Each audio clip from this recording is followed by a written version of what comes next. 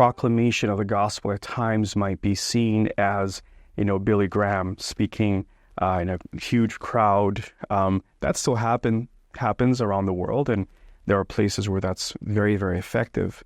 But I think we can and we should be very, very creative and enthusiastic about the technology we have at our hand right now, like videography, like podcasts, but also if I'm in a marketplace or on campus or in a construction site, that we would be enthusiastic and creative to step out of the box, so to speak, and find creative ways to proclaim. You can do a big event. Sometimes if we just narrow in and say, I want to come to one city, we limit ourselves and look for other satellite events that you can do. You don't have to do that necessarily, but bring other evangelists to do that. So like when Jesus did when he went and preached, he'd send 12 of his disciples 2 by 2 and say, go to these places and proclaim, and I will come. And so he followed that. And I think there was a buzz. And then when he came, more crowds came to hear him. Public proclamation is one form of the gift of the evangelist, or an arena of that, as I look at it. I see some who are gifted evangelists that are gifted one-on-one or in small group seeker Bible studies. But there are some that are gifted to publicly proclaim the gospel in meaningful ways to outsiders. And that can happen in a variety of forms. You see 3 types of evangelism happening in the book of Acts. You see personal evangelism, you see small group evangelism, and you see public evangelism. And it's my contention that you need all 3 for effective evangelism to take place. Discipleship and evangelism kind of almost takes place together.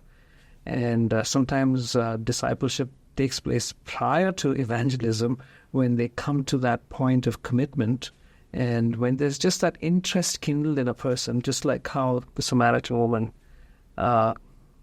just said, could he be the Messiah? And then got the whole community, and it was a joint decision. The Luis Palau team says, one message, many expressions for their evangelists. And so some of them are preaching in stadiums or large crowds. Some are doing village evangelism. Some are in the marketplace in the streets. Some of them are in universities or schools. Some of them use sports and action sports to use BMX bikes or soccer or something to proclaim the gospel. Some of them are musical artists or visual artists, business leaders, whatever their passion is, but they have a commonality of 2 things. Number one, they connect with non-Christian people in the mind and the heart, and they have a deep love for people farther from God. And secondly, they have a great confidence and faith in the good news of the gospel to change people's lives and for Jesus to do that. Every event that we have will be proclaiming the gospel throughout the whole evening through testimonies and stories, and having people incorporate kind of in every story that's shared contains 3 major elements. The first being what my life was like before Christ, and like in varying levels of detail, and which is often super powerful for people to relate to me, like, oh, I'm going through exactly that sort of thing right now. And then the turning point of where did Jesus enter your life? How did Jesus get a hold of your life? Was that gradual? Was it pretty quick? Was it some mix of that? And then what is the difference that Jesus has then made in your life? And those 3 elements are incorporated. And through that, the gospel message is made clear. It's those kind of spaces where I tend to see, especially inside of local mission work and proclamation evangelism, it's those almost like micro proclamations. It's that lived witness outside of taking advantage of every opportunity that God opens the door for you in, to be able to see those mini transformations, because I don't know if I'm going to be the person that ever leads them across the line of faith. Now, I'm bummed about that. I want to be the person that leads them across the line of faith. But can I be faithful witness and faithful proclamation, even if I'm one that plants, one that waters, but then trusting God to bring the increase? This is what we kind of emphasize over and over again. It would be drawing, influencing, and empowering people.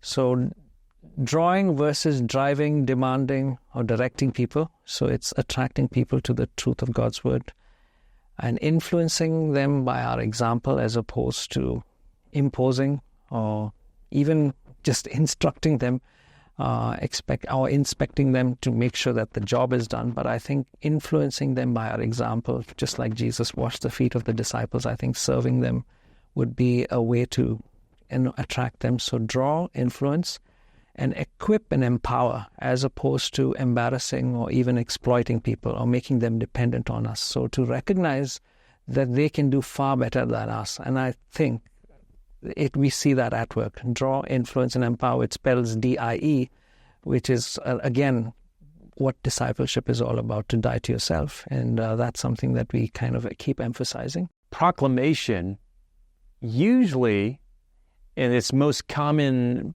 practiced form, is a family member telling another family member about their personal hope in Jesus.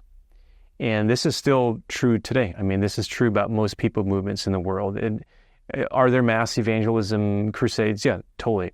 But how do individual peoples come to know Jesus, come to place their hope in Jesus? It's still largely through kinship and friendship. And part of that is because the person authenticates the message, and they're the most authentic version of a Christ follower in another person's life.